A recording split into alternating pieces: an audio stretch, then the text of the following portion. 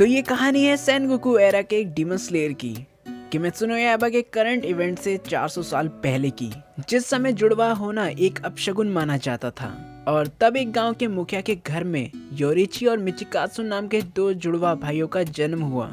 और फिर छोटे जुड़वा भाई योरिची के सर पर दाग लगा हुआ देखकर लोगों को बहुत ही अजीब लगा था, क्योंकि कोई ये नहीं जानता था कि ये डीमंस को नाश करने वाला डीमन स्लेयर मार्क है। तो उनके पिता वो दाग देखकर उन्हें मार देने का तय करते हैं, जिसे सुनकर उनकी मां नाखुश हो जाती है। फिर ये तय किया जाता है कि योरिची को 10 साल की उम्र में मंदिर पुजारी बनने भेज दिया जाएगा और मिचिकात्सु को समुराई बनने की ट्रेनिंग दी जाएगी। इसके बाद जुड़वा होने के बावजूद भी योरिची और मिचिकात्सु की जिंदगी एक दूसरे से पूरी अलग हो गई। एक तरफ योरिची हर समय एक कमरे में रहते और दूसरी तरफ मिचिकात्सु ऐशो आराम की जिंदगी जी रहा था। पर योरिची को इन सब से कोई फर्क नहीं पड़ा, मगर मिचिकात्सु को अपने भाई की हालत को देखकर बहुत ही बुरा लगता था। तो उन्होंने एक बंसी बनाई और योरिची को दे दी, ताकि जब भी योरिची को किसी भी चीज की जरूरत पड़े तो वो इसे बचाकर उनके बड़े भाई को बुला सके। आखिर वो भी सिर्फ इतना ही कर सकते थे, क्योंकि घर वाले दोनों भाइयों को एक दूसरे से अछूत की तरह अलग रखते थे। योरिची हमेशा अपने माँ के बाएं तरफ चिपके रहते थे और उन्हें समझना भी बहुत ही मुश्किल था, क्योंकि उन्होंने कभी भी कुछ भी कहा नहीं तो लोग उन्हें बहरा समझने लग गए। तो उनकी माँ उनके अच्छे कान के लिए प्रार्थना करने लगी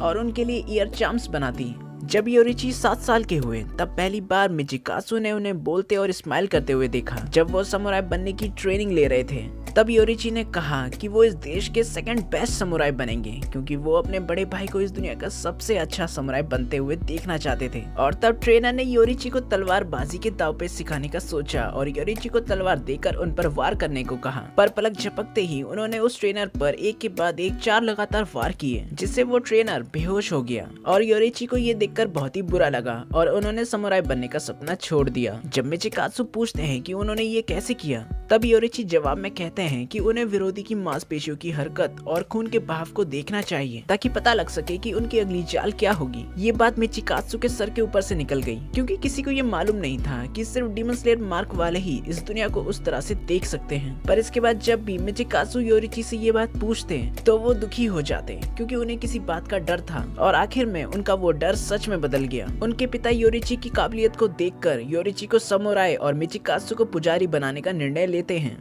पर जब उनकी मां बीमारी के कारण दम तोड़ देती है तो उसी रात योरिची मिचिकात्सु को ये खबर सुनाकर अलविदा कह देते हैं, क्योंकि वो मंदिर को छोड़ रहे होते हैं और उनकी दी हुई फ्लूट को भी उनके साथ बांध लेते हैं। जब मिचिकात्सु अपने माँ की डायरी पढ़ते हैं तब उन्हें पता चलता है कि योरिची घर छोड़ के इसलिए गए ताकि मिचिकात्सु को मॉन्क न बनना पड़े। और उन्हें ये भी पता चलता है कि उनके माँ के शरीर का बायां तरफ कमजोर होता जा रहा था, जो आखिरकार उनकी जान ले ही लेता है। और इसी कारण योरिची अपने माँ के बाएं तरफ को पकड़े रखते थे ताकि उनकी माँ को दिक्कत ना हो। और ये उन्हें सी थ्रू द वर्ल्ड से पता चलता है। पर इन सब को पढ़ने के बाद मिचिकात्सु के मन में योरिची के लिए नफरत पैदा हो जाती है। घर से निकलने के बाद इस तरह लगातार बिना थके एक दिन और एक रात भागने के बाद योरिची उटा नाम के एक लड़की से मिलते हैं, जिनकी पूरी फैमिली एक महामारी के कारण मर जाती है।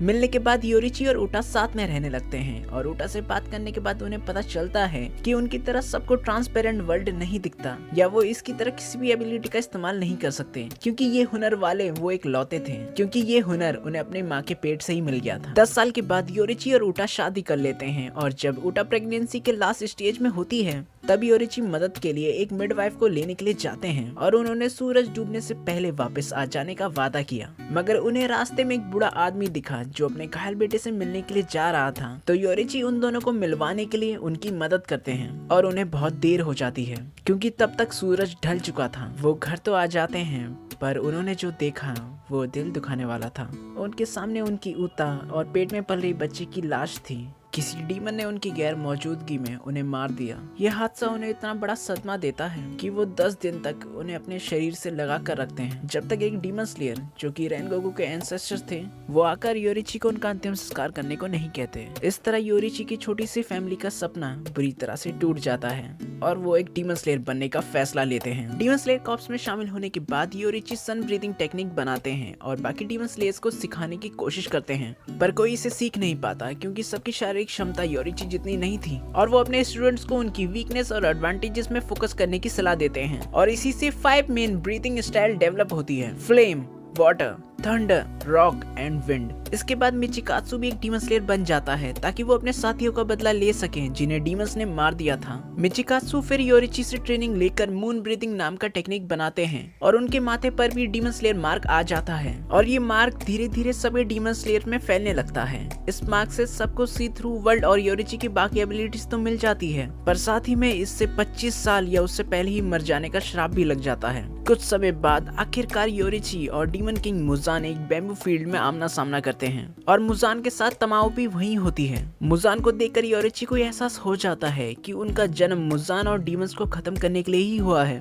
मुजान योरिची को देखकर कहता है कि मुझे ब्रीथिंग स्टाइल में इंटरेस्ट नहीं है और वो इस बात से अनजान था कि उसके सामने इस टेक्निक का क्रिएटर खड़ा है। मुजान के पहला हमला करते ही योरिची को समझ आ जाता है कि उसका सिंगल स्क्रैच भी मारने के लिए काफी है। उन्होंने ट्रांसपेरेंट वर्ल्ड के इस्तेमाल करके ये पता लगाया कि मुजान के पास 7 दिल और 5 दिमाग हैं। फिर वो सन ब्रीथिंग के पूरे 13 फॉर्म्स को परफॉर्म करके एक ही झटके में मुजान के 2 हिस्से कर देते हैं और दोनों हाथों को भी काट देते हैं। अपने बचे हुए हिस्सों से मुजान अपने सर को अपनी जगह पर रखने की कोशिश करता है और उसको समझ भी नहीं आ रहा था कि उसकी बॉडी क्यों रीजनरेट नहीं हो रही। जिसके बाद योरिची मुजान से पूछते हैं कि लाइफ की क्या वैल्यू होती है, जिसके जवाब में मुजान चुप रहा और तब योरिची तमाओ को नोटिस करते हैं क्योंकि ना ही वो मुजान की मदद कर रही थी और ना ही योरिची को मारने की कोशिश। पर अगले ही पल मुजान अपने दांतों को पीसता है और अपने शरीर को 1800 हिस्सों में बिखेर देता है। इन 1800 हिस्सों में से योरिची ने 1500 हिस्सों को काट भी दिया, पर बाकी 300 हिस्से बचने में कामयाब हुए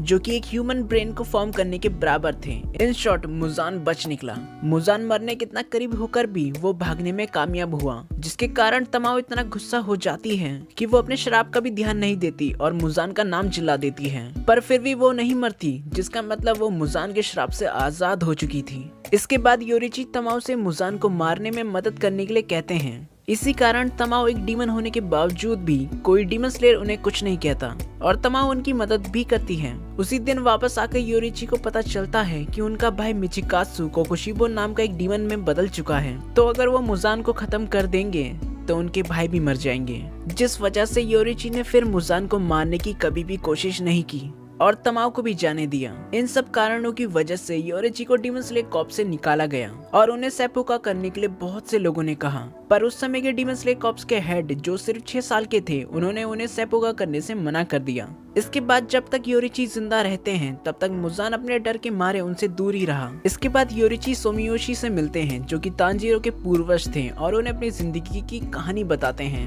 और सन ब्रीथिंग टेक्निक भी दिखाते हैं और ये टेक्निक सोमियोशी की वाइफ को बहुत पसंद भी आया। और जब योरिची आखिरी बार कमांडो परिवार से मिलने जाते हैं तो सोमियोशी की वाइफ फिर से रिक्वेस्ट करती है सन ब्रीथिंग परफॉर्म करने के लिए। योरिची ये देखकर सोमियोशी को ये टेक्निक सिखा देते हैं ताकि उनकी वाइफ जब चाहे ये टेक्निक देख सके और दोस्ती के इनाम के तौर पर वो अपनी ईयररिंग सोमियोशी को दे देते हैं और इस टेक्निक को सोमियोशी dance of the fire god के नाम से अपने फैमिली की परंपरा बनाते हैं। और आखिरी बार मिलने के बाद योरिची ने कमांडो परिवार को एक मीठी सी मुस्कान देकर अलविदा किया।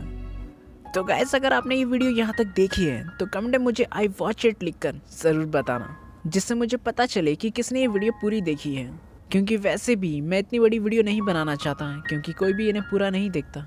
पर अगर आपने देखा तो मुझे लिखकर ज़रूर बताना। और अगर आप इस वीडियो के लिए किसी को थैंक्स कहना चाहते हैं तो आप हमारे स्क्रिप्ट राइटर को थैंक्स कह सकते हैं। तो गाइस, आप ऐसे ही प्यार बनाए रखिए और हम ऐसे ही वीडियो बनाते रहेंगे।